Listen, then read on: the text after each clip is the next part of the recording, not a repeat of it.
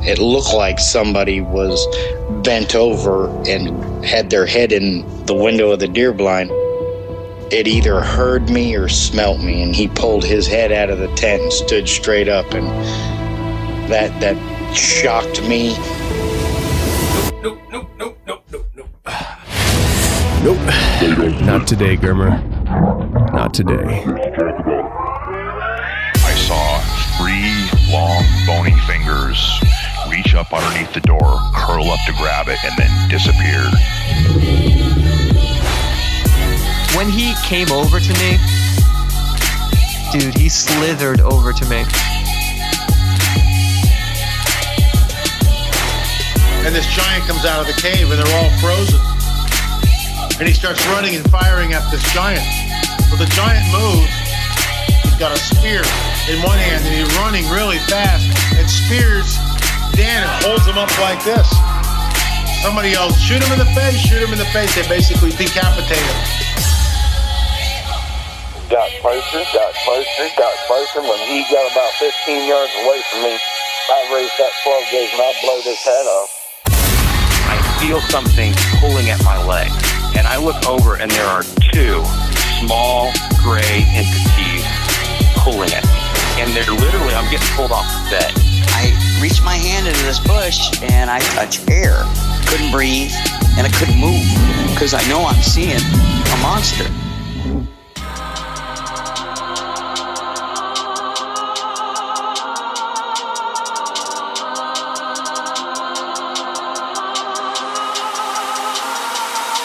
Yep.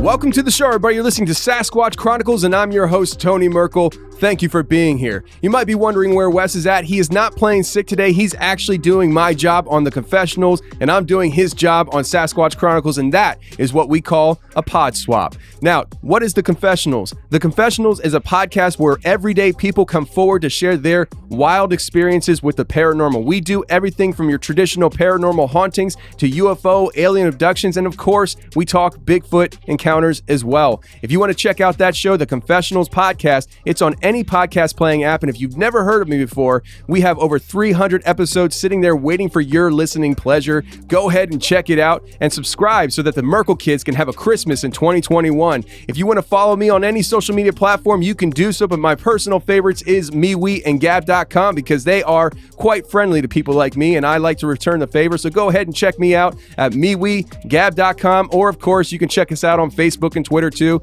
And also, if you are looking for some new, different type of content, I do also host a show called Hammer Lane Legends. You see, my dad and I are truck drivers, and we host a show called Hammer Lane Legends where we interview people who drive for a living and they tell their wild experiences from the road. So if you are interested in something like that, go ahead and check us out and subscribe to Hammer Lane Legends. Now, if you want to know what Wes is going to be talking about on my show, let me give you a hint. Billy the Kid, the Man Who Died Twice is the name of the show. This is a show that Wes has been planning for years. He's always wanted to talk about this, and he's finally going to do it, and he's doing it over on the Confessionals right now. So after this episode, go ahead and check that out. Billy the Kid, the Man Who Died Twice, episode 307 on the Confessionals podcast. And let me just tell you something real quick. I did an episode called The Spider Crawl, episode 299, where I interviewed 2 ladies, and the second lady came on and talked about this monster-like experience she had out in the Great Northwest. She talked about basically a Bigfoot that she came across. She wasn't comfortable calling it a Bigfoot because it was really outside of her vocabulary, but what she described is exactly what we hear Wes describe in his own personal encounter, the way these things move. She described it just like he did, and here's the kicker. She never heard of Wes Grimmer. She never heard of Sasquatch Chronicles before talking to me, but what she saw is exactly what Wes described in his own personal encounter. So if you want to check that out, episode 299 on the Confessionals podcast is a great episode for you to start on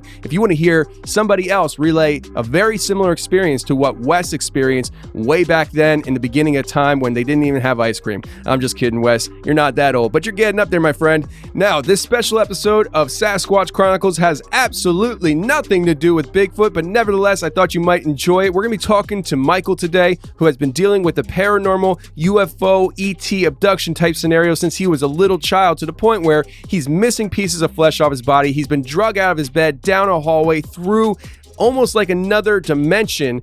Very interesting conversation we had with Michael today, and I hope you enjoy it right here on Sasquatch Chronicles. Let's get to Michael right now.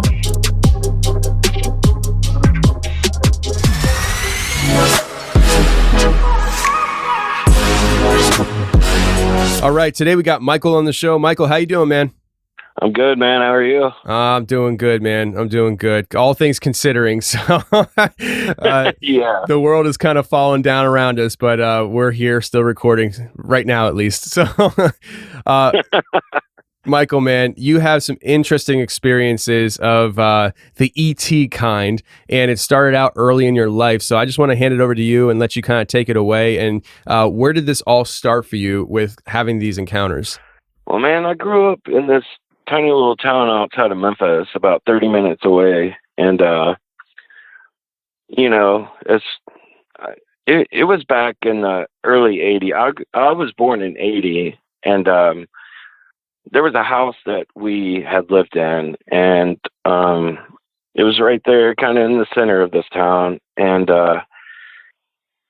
it was the summer of 83, and my dad used to work night shift and my mom worked day shift. And, you know, so they're always taking naps and this and that. But their bedroom had this window, and I can't remember the name of these windows, but they're usually in kitchens, and they're like 3 different separate panels, and they pop out of the actual house. And anyways, they had decided to take a nap, and I was laying with them in their bed. And I don't know what woke me up. I don't know if it was the light, because it was so intense, but I woke up, and all I could see is this bright red light just that filled the room, and it was just everywhere. I mean, I don't know if you've ever seen, like, after a tornado hits or something like that, but everything's really pink and red around sometimes. Yeah. That's exactly like it was almost like the sky was projecting this color into the room. But when I woke up and I noticed the red, I also noticed these silhouettes that were lined up on the border on each side of the bed except for the top. And I had no idea what they were. And I mean, like I said, I was 3, and I had no idea what they were. I couldn't see their faces. All I could see was the shapes. And to me, they look like light bulb for heads, you know, and I couldn't really tell with the bodies because they were shoulder to shoulder. And what's weird is I was just sitting there and looking around at these things, and it was almost like they were having conversations that were mixed, but it was in my brain. It wasn't like oral or vocal at all. It was just all up in my head. I could hear it. But the thing was, it was all cluttered. Like if you go into a cafeteria sometimes and there's a bunch of people in there and all these conversations get mixed together. But the gist I got from it was they were studying me, like, for whatever reason. But it's almost like they were there to, like, I don't know, give me some sort of interview without me responding, but to see if I was able or capable of fulfilling the needs that they wanted. And I just sat up and I looked at it, and my mom and dad were passed out. I still remember looking over at them, and they were still passed out. And I was just sitting up, and, you know, they stayed in the same spot the whole time. And I was terrified, man. I mean, I was, like I said, I was 3 years old, and I didn't know what it was. And the next thing I remember is like 2 or 3 days later, and I don't remember going to sleep, laying back down. I don't remember, you know, like the light didn't get sucked out of the room. It just stayed there, and I was just asleep. And that was basically it for that situation. Wow. You saying about being 3 years old kind of hits home to me because I have a 3-year-old. So when people would say to me before having a 3-year-old, before having kids and stuff, people would tell me their stories and they say, I was about 2, I was about 3, I was about 4. And I really didn't have a good gauge as to what the mental capacity was at that age because I didn't have kids and I really don't remember a ton from my childhood, let alone 2 or 3 years old. And I'm probably fortunate that way, judging by your experiences. Now that I have a son that's 3 now granted, people keep telling me that he's really smart for his age. Like he speaks incredibly well. He's also the size of a 4-year-old, so maybe his brain's bigger. I don't know, but it's funny. But if he experienced such things, I think he would remember it. And I think hearing your story, and I'm picturing my son doing that in the bed. I can totally see it, man. Now, when you said that you felt like they were trying to almost like interview you as if you were going to be what they needed, did you ever get a sense as to what they were looking for? I didn't, man. I had no idea. I mean, like I said, everything was there were so many voices going off at the same time. And I mean, I don't even know if they were speaking my language. It was just a lot of murmur at one time. And the reason I remember this is because I remember it vividly, and, it's just something that stuck with me my whole life, and that's where everything started. But yeah, man, I'm not sure what they were after, but it seemed like they were consulting with each other to kind of figure out what they were going to do with me, or, whatever.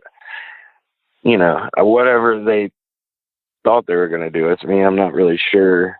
I can't really say for sure what they were coming after, but, that's basically the first experience. So, and I might be jumping the gun here, and if I am, just tell me. But do you ever get the sense that there was more to the story that you just don't remember, as in maybe an abduction or something like that?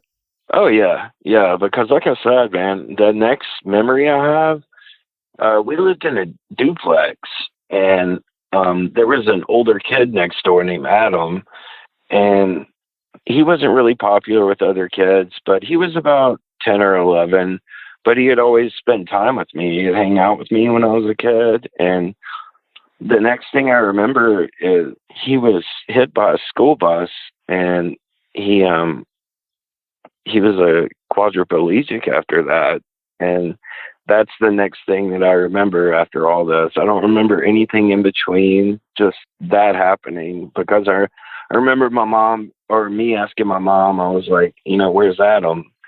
And she was like, he's in the hospital. He got hit by a school bus. And I was like, 3. So I didn't really know what the extent of that was. But yeah, I think there's lost time there for sure. Okay. Yeah, because I mean, just the way you described the story and stuff, it sounded like maybe there was more to it that night that you just don't remember. Yeah, definitely. All right. Well, I'll let you carry on. Tell us these experiences, man, and I'll try to shut up. Oh, you're fun, man. When I was about 8 or 9, my mom, she went through this surgery, and she stayed home a lot. And I tried to be there for her. I would even skip out of school, even at 9, just to take care of her, because it was a pretty bad surgery. And we were laying in her bed one night, and my dad was in the living room, and my brother, he had just been born, and he was just a tiny little baby. He was already asleep. But we're watching Unsolved Mysteries, and this is back when Robert Stack was on Unsolved Mysteries. And we were laying there and watching it, and this episode came on, and it was about alien abductions. And when they started showing pictures, they referenced Betty and Barney Hill a whole lot, but they started showing pictures of grays, and it just snapped in my brain. I was like, that's what I saw, because the shape and everything, I was like, that's exactly what I just knew it. Like, it sent chills down me. Like, it terrified me, especially after I started watching the rest of the episode and what they do with people, or what they've done with people. And it's really strange too, because like I said, my dad was in the living room, and from where I was laying on the bed, I could see out of the bedroom door, and the hall's completely black. And as soon as this episode's over, you know, my mom's pretty shooken up too. You know, she's always kind of believed in that stuff, but I look out and this blue, I barely saw it, but this blue thing just moved slowly across the walkway or across the doorway. So I only saw it for a split second. And it was big. I mean, it was bulky, and it was a big whatever thing or person or entity, and it scared the hell out of me. And it was just, you know, that Unsolved Mysteries kind of put forth in motion. I started going to the library and checking out all the books I could on UFOs and abductions and even Bigfoot and other paranormal stuff like poltergeist and this and that. And I mean, I used to get made fun of because I was a weird kid, you know. I was the only person that's reading books on UFOs, and everybody else was giving me a hard time about it. And I'm just like, whatever. But not too long after that, my dad was working at a fabrication company in Memphis called Southern Fab. And me and my mom and my brother, we would ride up there to pick him up because sometimes we needed the car to go get groceries or this and that. And I remember sitting in the back seat, and I was still like in a booster seat, I guess. And I don't even know if they had those back then. I'm pretty sure I didn't have a booster seat. I was probably just sitting in the seat with a seatbelt on. But I remember looking up, and I see this giant silver blimp-looking thing, and there's no lights on it. I mean, it almost looked like silver, like from the Star Wars episode 1, 2, and 3, where they have that ship that Amidala and Anakin ride back and forth on. It had that chrome type deal to it. And I remember looking up at it, and it was just hovering there. And, you know, me being that young, I didn't know what to say about it. I was just fascinated. I just couldn't quit looking at it. And I had no idea what it was. But, you know, when I think about it now, like, I mean, it was something that definitely wasn't an airplane or anything like that I've ever seen. It was just so metallic that you could see like the sun like blaring on it and bouncing off sun rays. I mean, it was nothing like I've ever seen. And that was the only UFO really, like, unless we consider what I'm talk about in a little bit, but that's really pretty much the only UFO experience I've ever had, like actually seeing a UFO. And, you know, I remember going to the library and renting the Betty and Barney Hill story. And because I'd read about them and seeing this movie, I mean, it also put a lot of stuff into perspective, but it made me feel like these things, they might not be good, you know, especially listening to the higher entities thing. I mean, that episode put a lot of perspective, you know, put things into perspective for me. And, you know, maybe these things aren't, you know, cosmic or universal. Maybe they're like interdimensional, or, you know, just like the guys were talking about on the episode, the incantations they were doing and ripping a time in time space and bringing these evil entities through. And it just seemed like everything I saw or read about these grays, they were terrorizing people, and they were leaving them with like horrible, like suppressed memories and just things that they did to them. And anyways, I'll get off that, but I mean, the next thing I was going to bring up is my grandmother.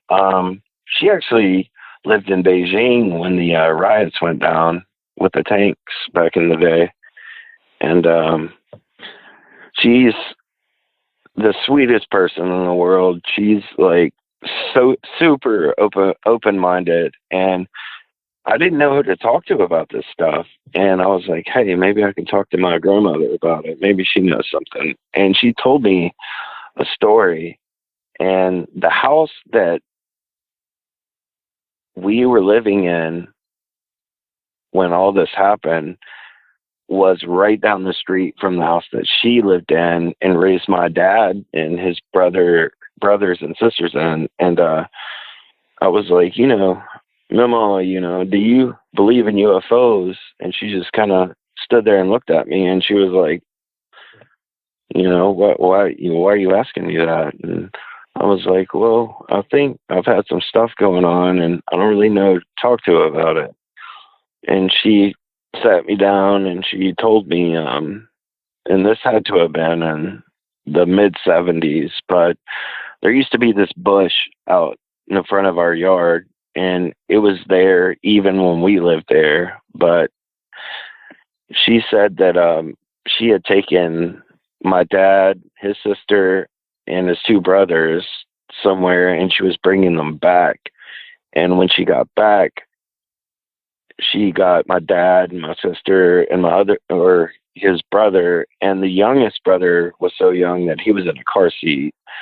And when she walked around to get him out, she looked over at this bush, and it had this really thin disc just hovering over it, like just hovering. And it wasn't going anywhere. It wasn't, fluttering. It was just there, not making any noise or anything. And she grabbed my Uncle John, which was the baby, and she took off inside. So she let me know that, yeah, I really do believe in things like this. And it kind of made me feel a little bit better. And it kind of let me know that I'm not crazy or not the only person out there, especially since it's my grandmother. You know what I mean? I trust her more than I trust most people. So, and yeah, but,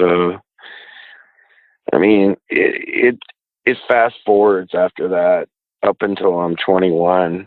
It was that big of a jump. And, I was out skateboarding one day with some friends, and I tried to do some move that I totally shouldn't have done, and I rolled my ankle really badly, and I had to go to the ER, and they wrapped me up and they gave me pain pills. They were like, hey, go home, take it easy. I was like, all right, whatever, and my mom and my dad, I was still living with my mom and dad then. And my mom and dad left for work, and my mom left, the pain pills next to me so I wouldn't have to get up and get them myself. And I was like, all right, and I only taken a couple of them, so I know I wasn't out of my mind blitzed, and I was on this couch, and it was in the living room, and we had wood floors, and I remember rolling over on my stomach because that was the only way my foot wasn't throbbing. And I would elevate it if I bent my knee up, if that makes sense. Like on my stomach, I bent my knee up and I put my foot on the side of the couch. And the next thing I know, man, like not even a minute or two after I did that, everything in my body just went numb. Like completely numb. I couldn't feel anything, but my mind was awake. And I was telling myself, I was like, move, you got to move, man. And I feel these cold hands. Like that's the only way I can describe it. These cold, cold hands that grabbed my legs and like forcefully were holding them down. And it had to have been, some sort of sharp object. But they started cutting under my toes, like where your toe bends on the bottom. And I felt the pain, and I felt everything, even though I was, in this weird paralysis state, but I felt like I could tell what they were, or what it or they or whatever was doing. And I was trying so hard to wake up and I couldn't. And even though I couldn't see because my face was basically in the pillow from me laying that way, that I could tell there were other things there. I could hear it. I could hear pitter patters because we had wood floors, and I just felt there. I felt presence of some other people or some other things, and I tried so hard. I kept telling myself, I was like, Michael, wake up. Michael, wake up. And I kept waking up, but I was waking up into other dreams, other realms or realities. And it was like, oh, you're awake. And then I'd realize that I'm not awake. And that went on for, man, it had to have been like 30 minutes straight. And as soon as I snapped out of it, I like jumped up off the couch, and I didn't even check my feet at all at the time. I was checking the house because I was like, what the hell is going on here? I'm the only one here. Why am I hearing other things here? And nothing. There was nothing there. And I called my friend Brian. He used to be in this band, and Brian sang for us. And I talked to him because he was the most open-minded friend that I had. I was like, dude, you'll never believe what happened. He's like, well, tell me, man. And I told him, and he's like, oh, no, that's stupid. That doesn't make any sense, And I was like, well, I can show you, because I was actually looking at my feet while I was talking to him, and there were like giant chunks of skin missing from under my toes. And I honestly don't know what someone would want from the skin under my toes, but that's just what happened, and that's that. And, I tried to talk to him about it, and he basically shot it down. So I never really talked to anybody about it anymore. People just, they judge you and they think you're crazy. And I know I'm not crazy. I went through this thing. Like I said, I could feel their hands. I couldn't feel fingers or anything, but I felt things that were wrapped around my ankles that were holding them down. And they were cold, like super cold. Like if you put your hand down in the snow cold.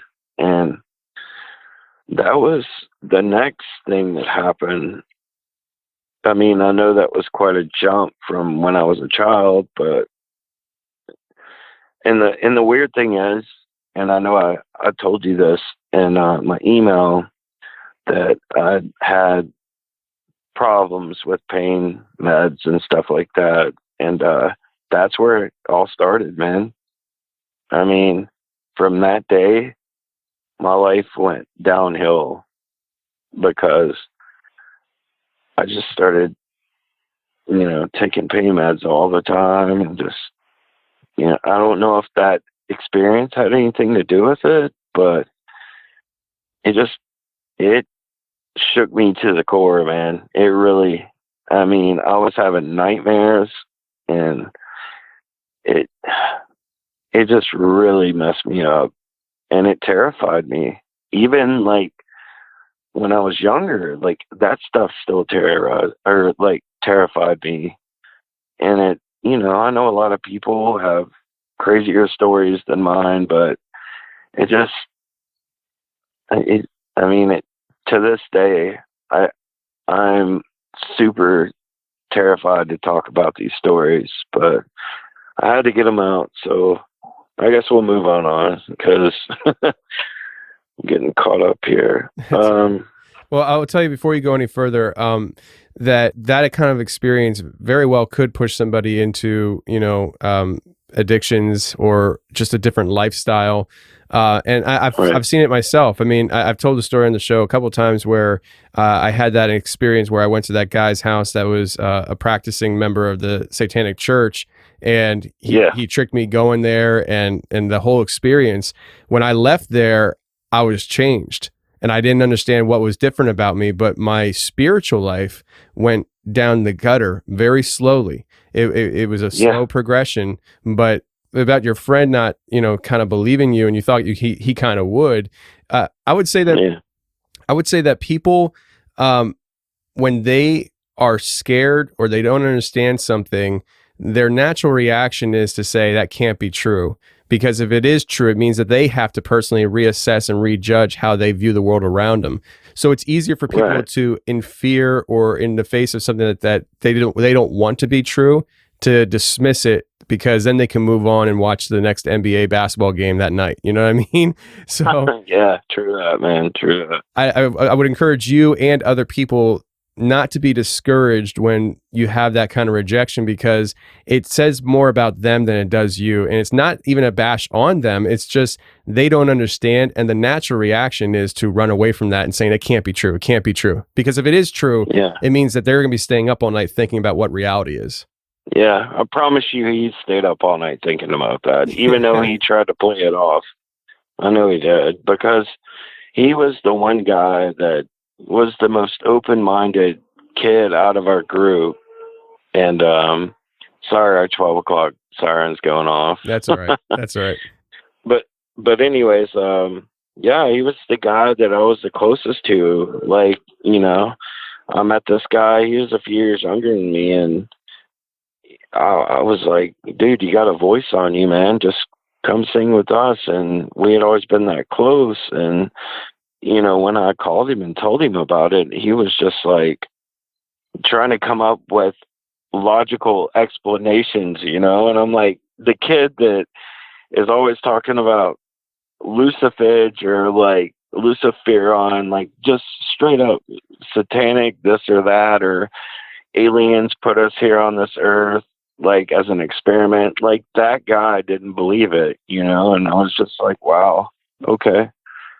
But yeah, my next incident with alien or third or fourth kind was I think I was about 20. I think I was 26. I just moved back from Nashville, and I started dating my high school sweetheart again, and we moved in together in this fairly old apartment complex, but they were like really vintage looking. It wasn't your typical apartment complex. They all had like cool windows. You could tell they were built back in the 60s or whatnot. And they had wood floors, but the wood floors were so old that they were scuffled really bad. I mean, if you drag your foot across the one board, you're going to get a giant piece of wood in your foot. And I say that because what I'm about to tell you, it just doesn't make sense to me, but I know what I felt. And anyways, we were sleeping one night, me and her, and once again, I was on my stomach. It's hard for me to sleep on my sides and my back, but I was on my stomach, and there was a footboard at the end, and I'm 6'1", and she is way shorter than me, but I would always rest the front of my feet or my ankle, the front of my ankles on this footboard. And I remember going to sleep that night, and the next thing I know, I feel these hands again, or these whatever it is that wrap around my ankles, except this time I was pulled out of the bed, and they yanked me out, but I didn't feel any of the pain. Like, I know my chin and face were dragged across the floor or the footboard. I know my face hit the ground, which definitely would have hurt if I was awake. And I was being dragged down this hall. There was a long hallway. It was like a bedroom, and you go out to your left, and then you take a right. It's a long hallway. And I remember like my chin bouncing, you know, like when you drag something that's rubber or something, it'll bounce like as you're dragging it. And my chin was doing that. And I was, you know, like I couldn't move this time either. And so I wasn't trying to claw my way away or trying to stop these things at all, but it just, that happened for a minute, and it seemed like, and just instantaneously, like in a second, I was on a different floor and I was being dragged down the hall. And I'm talking about, like, if you've seen, I know you've seen Fire in the Sky, where they find out he's snooping around and they drag him down the hall. And that's what it was like, man. It went from wood floors to some metallic, like really cold floor. And that's when I started to get movement back in my hands. And I remember, like, I couldn't claw the floor, but I could smack my hands down, like trying to cause some sort of friction. And this floor was so cold, Tony. Man, it was so cold. It was ice cold, just like your hands. And after that, I don't remember anything else either. I mean, there's more lost time there. And it just, you know, I remember waking up the next day and I was in the same spot that I was when I went to sleep, but I was on my back. And I can't sleep on my back at all, like ever, because I don't breathe right when I sleep like that.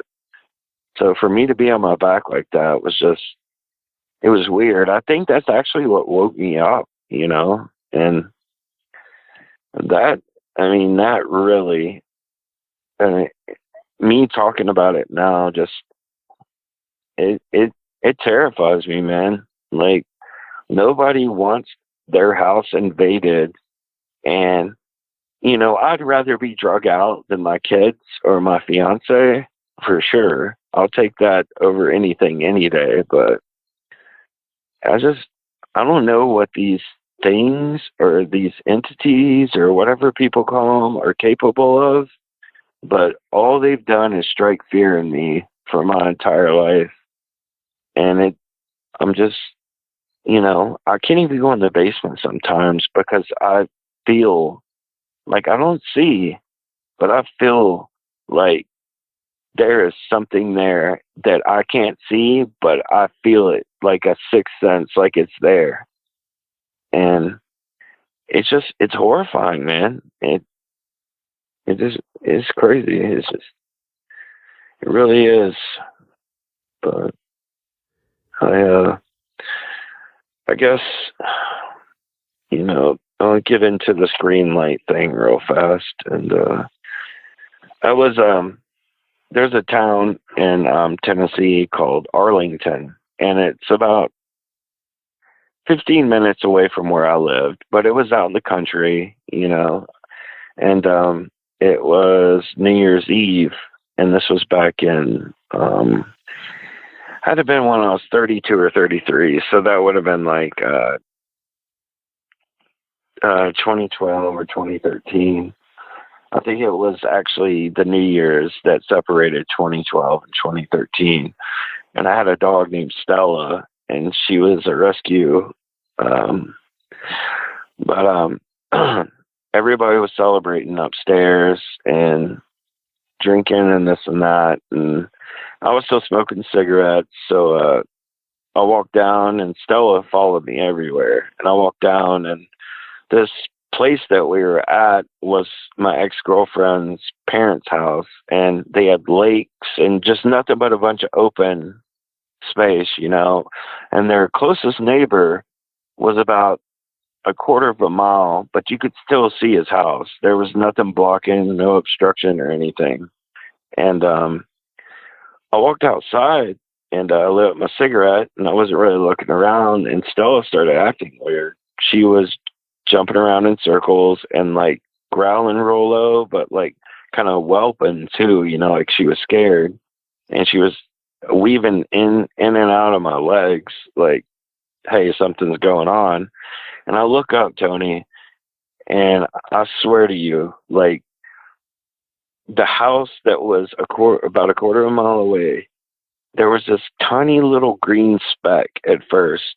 And I was like, oh, that's weird, but whatever, you know.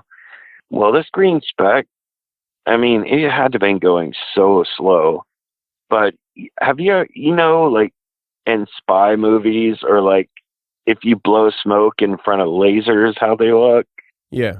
Like, well, like with when you scan stuff, the guns that people scan stuff with, how it's like spread out, it's like a thin sheet of laser. It's not just like one tiny like line of laser. It's like a sheet of laser.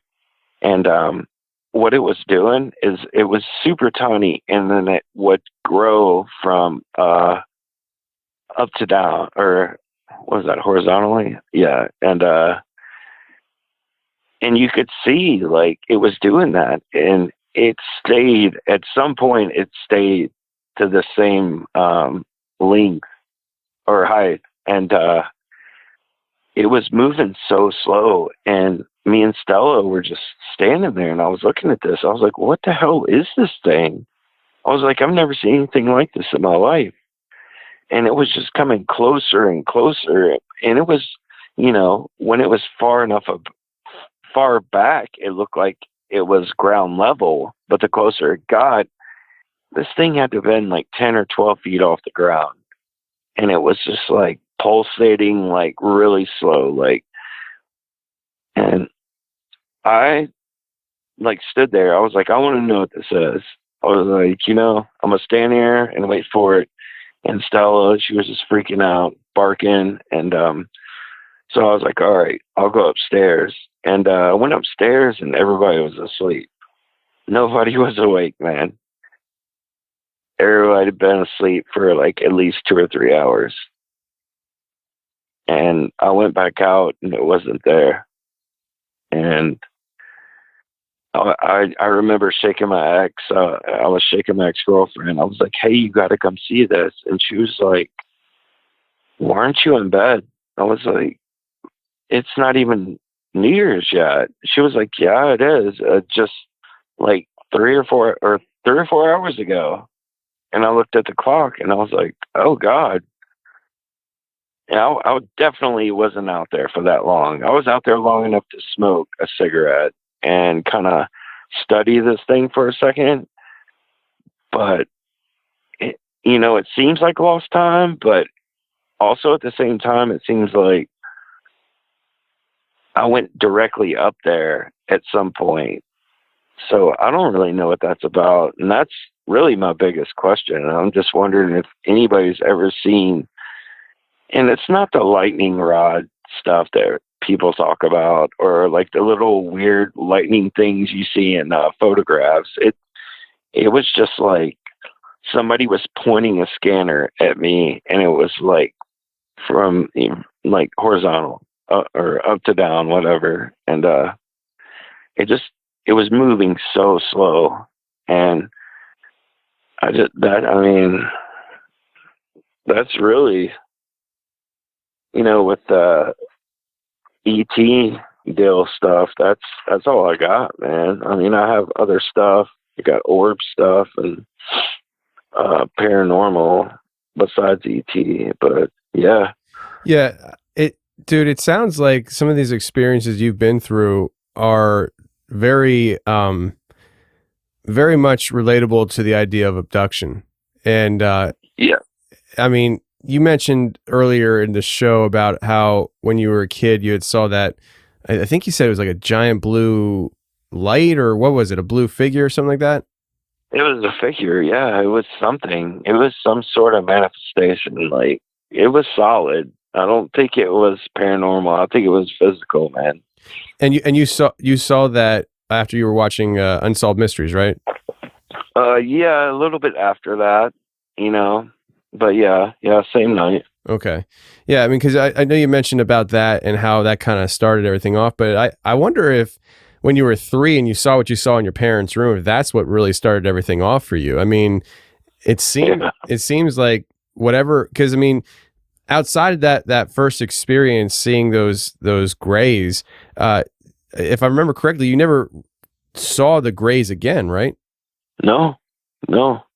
I mean, honestly, like with the feet thing, the sleep paralysis or the paralysis or whatever, the only time I really ever saw or thought I saw something or heard anything was when I was on the couch and I could hear like movement around me, and it's almost like you can, when you sense there's something around you, but the only time I've ever really seen any entity that I remember is the first experience I ever had. And it's just like a bunch of silhouettes lined up around the bed, it's just insane. Yeah. And what you described was they had the big heads, right? Yeah, they look like, well, since I was a kid and I've never seen anything like it, I always thought they looked like they had light bulb shaped heads with tiny, super skinny, but they're really tall. And that could have just been because I was so small, but I remember it vividly. And I mean, I can close my eyes right now and see exactly what I saw when I was that age. So it definitely left a huge impact on me. Understandable. Absolutely understandable. You mentioned about how you almost felt like they were interviewing you to see if you were what they were looking for.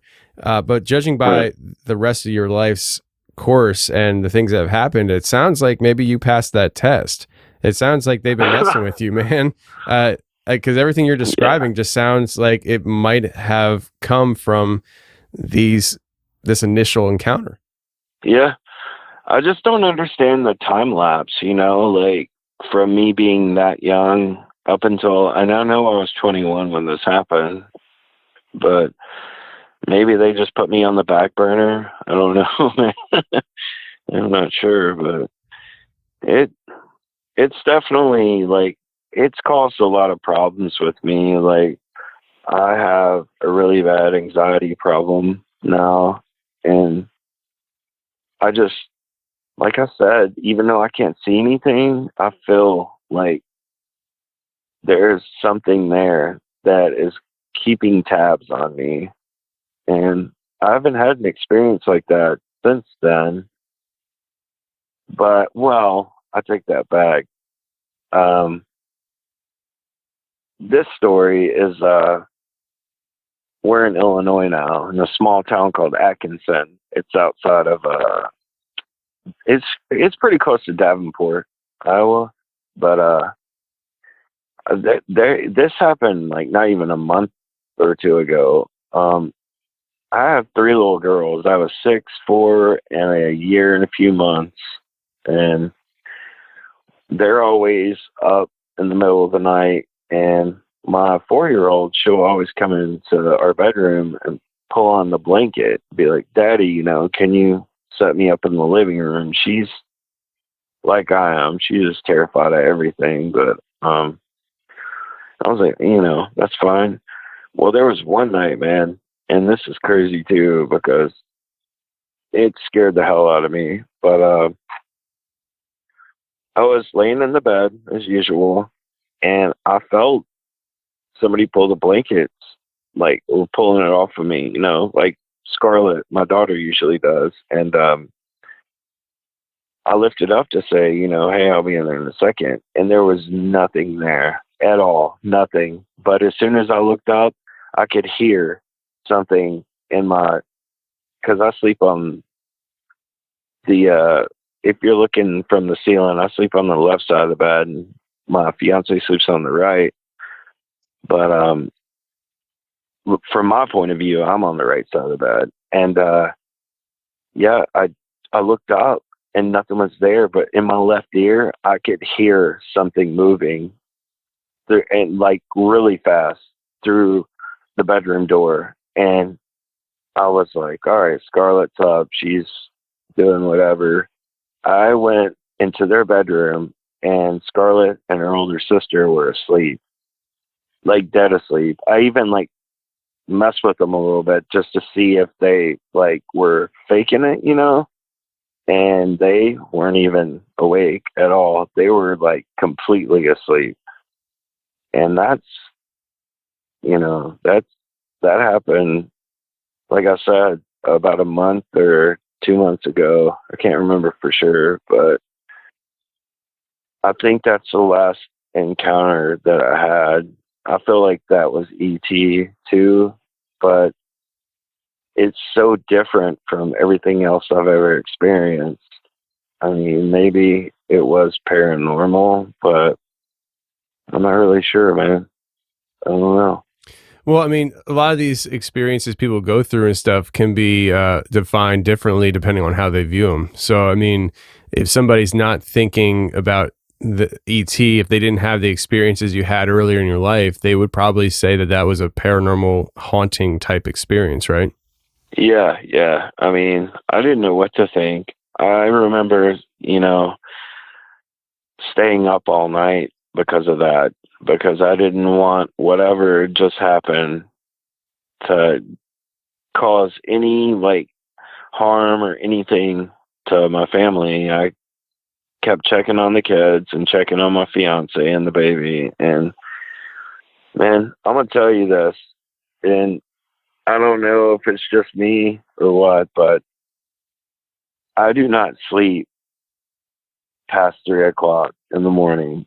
I promise you, I'm awake every single morning, either right at 3:00 or right before 3:00. And I know some people call that the witching hour, and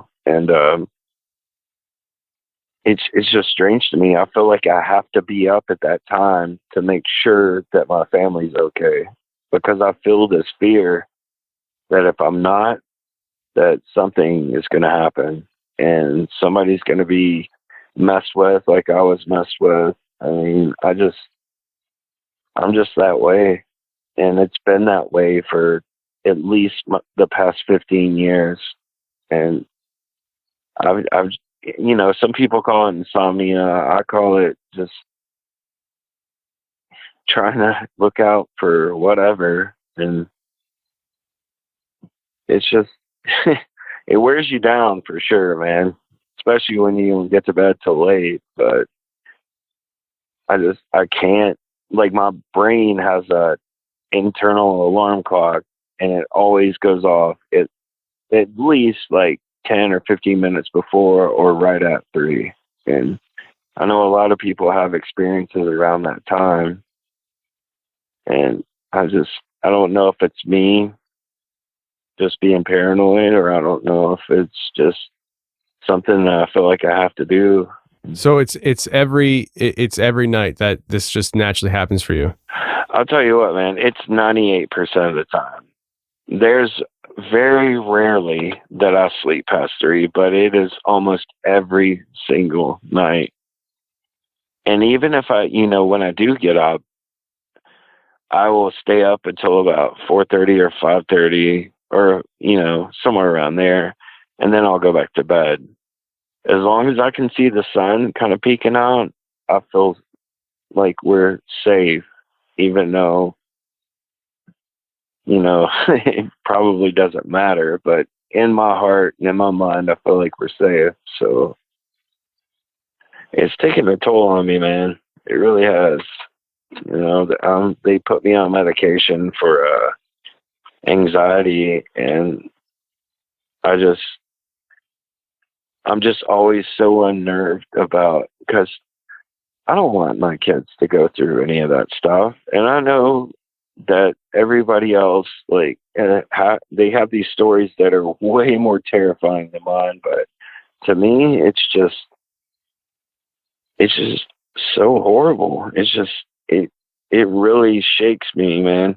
It really does. Well, I would say that being drugged down the hallway is a terrifying thing. And that experience, it sounded to me like if you weren't dreaming, it was probably some kind of abduction and you mentioned about interdimensionalism. It sounds like you went from one place to another simultaneously. Almost like there was a portal. You're being drugged across a floor that you're familiar with, and then all of a sudden it's metallic, it's cold, and you're in a different room being drugged, and that's terrifying. That's absolutely terrifying because it's outside of your control. Yeah, it's definitely not something I'd wish on anybody, but yeah, there've been a couple of other things I wanted to bring up. These are more paranormal instead of ET things. I've had a couple of incidents that have happened after, we confirmed that we would have this interview on this day, and I felt like something was trying to scare me out of doing this. And there's a tiny little Walmart out here in the next town, and I was going to pick up a prescription for my fiance, and with the COVID thing, everybody has to stand 6 feet apart and wear a mask and this and that. Well, they have new, I guess I call them sneeze guards, but the windows they put up now, like, just so there's something in between you and the actual employees. But I was at Walmart, man, and I was coming around the corner. The way it's set up is it's kind of boxed in. There's like a row behind you that's parallel to the actual way the pharmacy's set up, and it's just a bunch of like canes and antacids and this and that for whoever.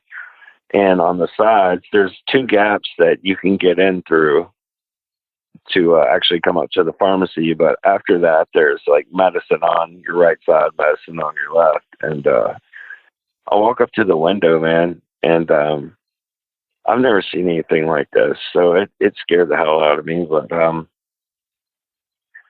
I walked up to the window, and I was waiting on the lady to come up and, talk to me so I could get whatever. And I looked down for a second at my wallet, and while I was looking down, I felt it was almost like somebody was breathing over my shoulder, and in those horror movies when people open those cabinets in the bathroom and close them and there's somebody behind them. Yeah.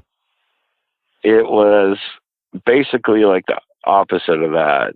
Like, I looked up, and there was this guy, I'm assuming it was a guy, and he was dressed in all black. And he, like, I'm 6'1", and this guy had to have been a head taller than me. I couldn't even really see his face, but I saw it in the reflection of the sneeze guard, I guess you would say, mirrored reflection.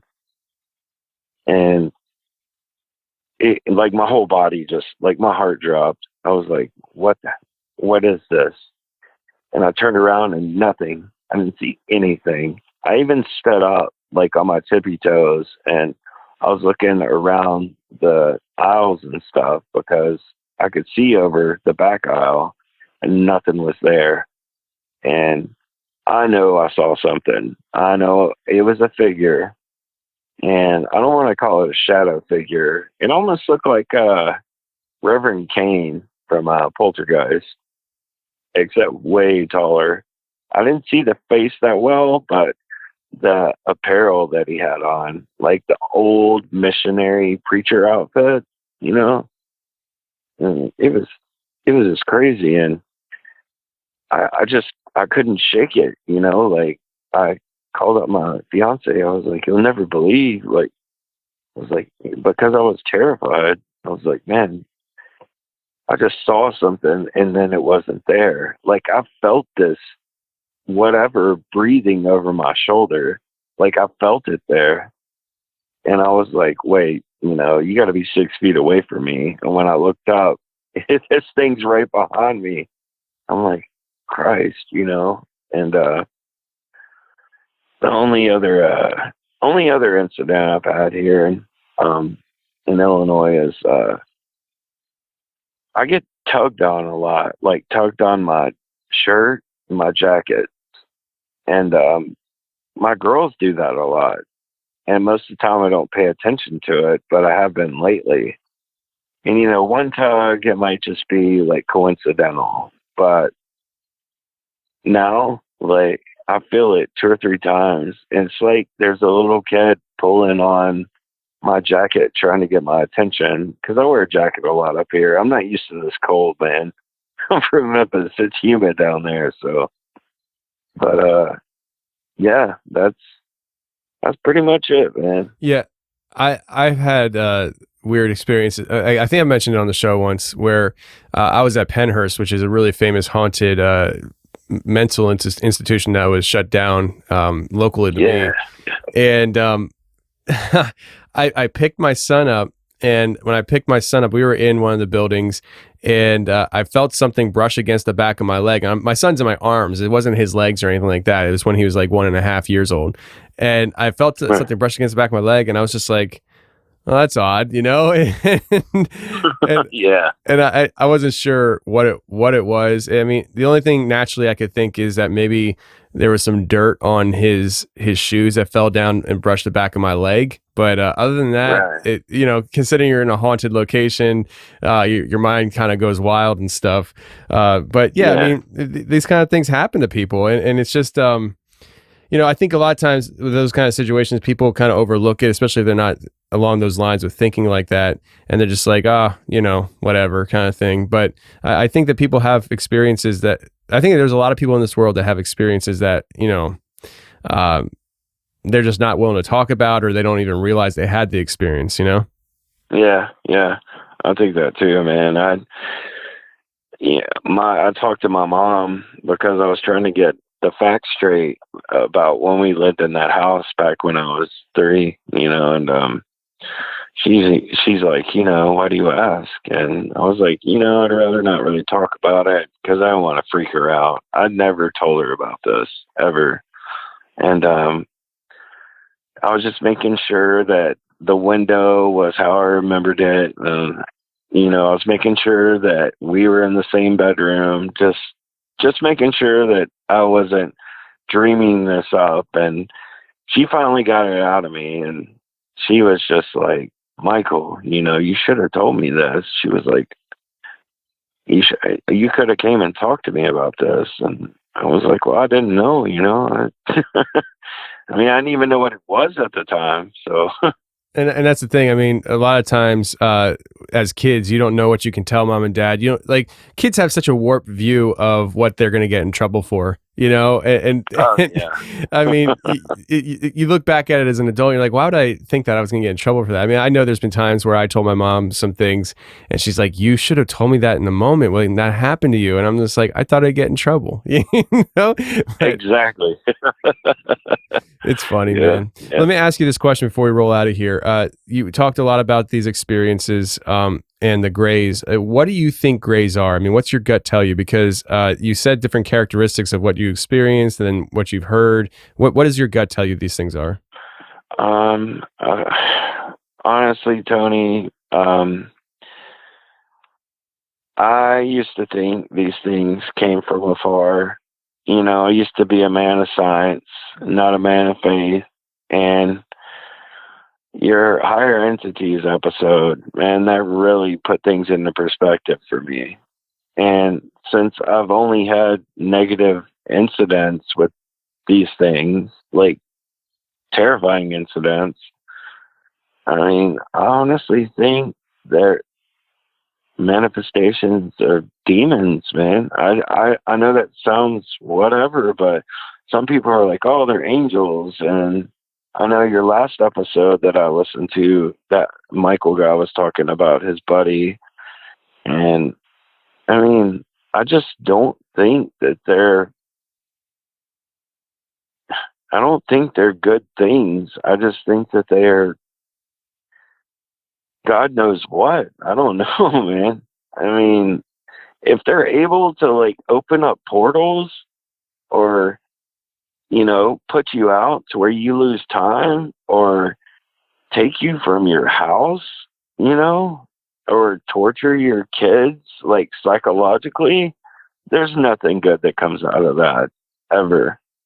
And I'll do whatever it takes, man. I mean, I don't have any laser guns or lightsabers, but... You don't? I thought everybody had those. I got the ones I got from Target. That's about it. But yeah, man, I just think it's, I really strongly believe that they're not here to party, man. They're here to scare the hell out of you. They're here to take what they want, do what they want, dispose of you, put a chip in you, track you, come back whenever they want, and do the same thing over and over again. I don't think that there's anything positive about these beings at all. And I hate to say that because I used to be like, man, these things are probably so much more advanced than me, all these things. Well, being so far progressed in technology doesn't mean that it makes you a good person, or a good being. I just don't think that. I don't think they're here to cheer people up, if you know what I mean. No, I get it. I mean, and I've said this from pretty much the beginning of the show. The way I view it is abductions is kidnapping, and that's not a good thing when you're taking somebody against their will. I know there's some people out there that willingly do it. They're like, please take me, like the person on what was it, Independence Day, that lady on the roof. But in general, people are being taken against their will. I don't think it's a good thing. And then some of the recent information coming out, whether it's true disinformation or what, but there are people within the world governments that have said now that mankind has been in contact with alien entities, and that previous leaderships have struck up a deal where they're allowed to do such things to certain numbers of people. When you talk about that kind of stuff, it's not positive. It's not a good thing to me. And what these things are, everybody has their own personal opinion. Like you said, some people think they're angels, some people think they're from other galaxies, interdimensional, demons. Everybody has their own thoughts on it. But one thing for sure, for me at least, is it ain't good. It ain't good because if you're taking people without their consent, I'm not down with that. Nope. Especially like when they're coming after you. I don't ever want any of my daughters to come up to me and be like, "Hey, this happened," because I'm just gonna feel helpless because I don't even know what to do about it. But I'm gonna be raging, I'm gonna be super PO'd, and it's just not right, man. It's just not right.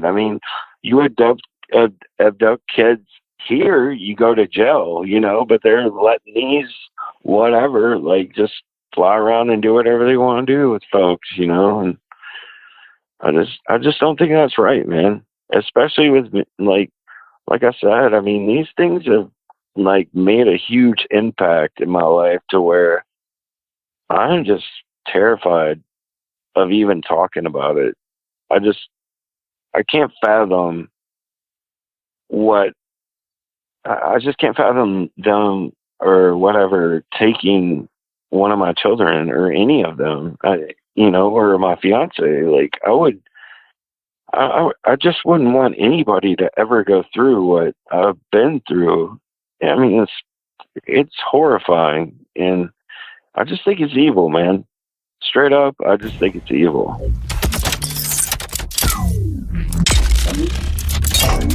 Well, that's the show, everybody. I really hope you enjoyed it. And if you did enjoy it, please share the show with your friends. Wes does not care where you share the show or how you share the show. Just share the show if you enjoyed it, because that's the best thing you can do to help this show grow. And once again, I am Tony Merkel, host of the Confessionals podcast and Hammer Lane Legends. I would love it if you came over, listened to the content, gave us a subscribe. And until next week, friends, stay safe, take care, and remember, the truth will set you free, but first it'll piss you off. Bye.